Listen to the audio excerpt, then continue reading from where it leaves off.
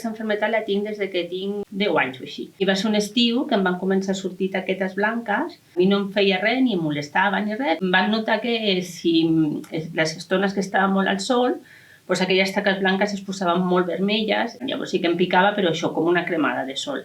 Em van sortir unes taques blanques petites en llocs que no es veien gaire, però a l'any 2023 em van sortir moltes més taques per tot el cos. Sí que recordo d'anar diverses vegades a la dermatòloga, amb altres especialistes, a l'endocrí, perquè pensaven que tenia relació amb una cosa hormonal i no sabien ben bé què era. Fins que van arribar al diagnòstic, potser sí que va passar un anyet o una cosa així. A mi no em van fer cap prova. El dermatòleg em va diagnosticar vitiligen, em va dir que era una malaltia autoimmune, incurable i crònica. Van començar a receptar-me moltes cremes, molts productes. L'objectiu era que per mi mateix el cos tornés a repigmentar i mai hi havia resultat. Potser als 2 mesos tornava a tenir l'aspecte blanc un altre cop. Fins que jo crec que, no sé, tindria jo 17 o 18 anys que vaig dir prou. Després de l'últim brot que em va sortir molt més, vaig voler intentar algun tipus de tractament o provar i em van recomanar de fer fototeràpia. Algun tractament que vaig fer van ser cremes i després també tenia un que eren unes càpsules d'herbes, però com que no funcionaven ho vaig deixar estar. Al final vaig arribar a la dermatologia del clínic, on he fet un tractament de fototeràpia. La fototeràpia consisteix en un tractament com quan anem a prendre el sol. I vas allà 2 cops a la setmana i ells controlen el tipus d'intensitat i de llum que t'ha d'arribar.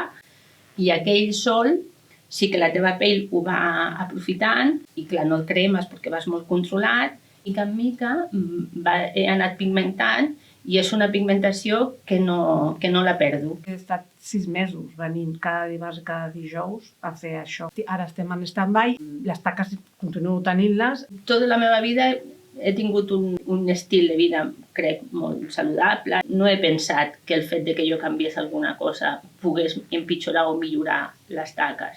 Durant èpoques de la meva vida m'han anat sortint més o menys. Per exemple, amb els embarassos em va remetre una mica, vaig pigmentar. Després, en altres circumstàncies d'estrès o així, torna a sortir més i va fent així. Sí que és veritat que l'únic que jo tinc és les taques, però el que passa és que aquestes taques vol dir que no tens melanina.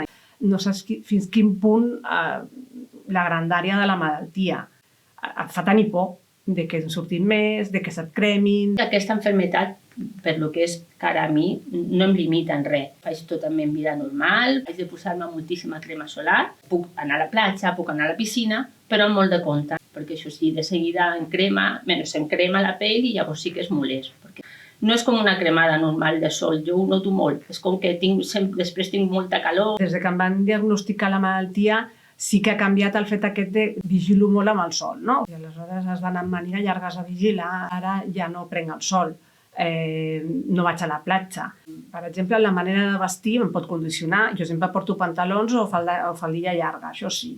Sense adonar-me, sí que intento tapar-ho. El que passa és que tampoc no és lo important. Lo important és més això, la possibilitat de que han sortit més. De més petita, jo no recordo haver vist mai ningú amb això que no fos jo mateixa. La gent al carrer te miraven i així.